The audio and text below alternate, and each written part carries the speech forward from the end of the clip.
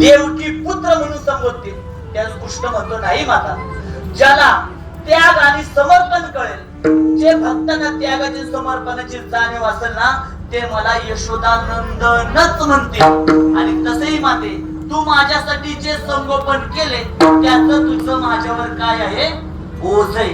हे भगवान कृष्ण आपल्या मातेला म्हणतात. आपण कधी आपल्या आईला म्हणलं का आई तुझं माझ्यावर ओझ आहे बरं का? कधीच नाही म्हणलं. मग कोणत्या लेकराचं आईवर प्रेम नाही का? निश्चित प्रेम आहे, पण ते व्यक्त करायला जो संकोच वाटतो ना, तो सोडून द्यायला पाहिजे.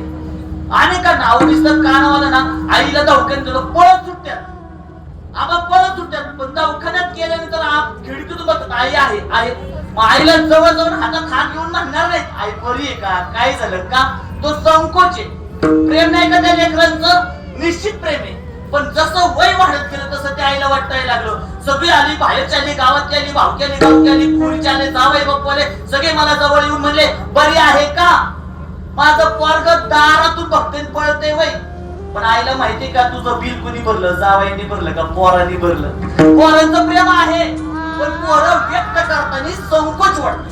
म्हणून जितकं शिकवेल तेवढं माता पित्यांचं अंतःकरण उदारच असतं. पण लेकरांनी पण व्यक्त व्हायला शिका. मनामध्ये साठवून प्रेम कळणं, ती पिढी निघून गेली. आता सांगावं लागते, जाणीव करून द्यावी लागते. आम्ही तुमचेच आहे, तुमच्याबद्दल असलेल्या भावना व्यक्त करा, नाहीतर त्याच्याबद्दल मनात नितांत आदर आहे, पण आजपर्यंत त्याच्यासोबत एक शब्द संवाद साधला नाही, काय अर्थ नाही त्याला.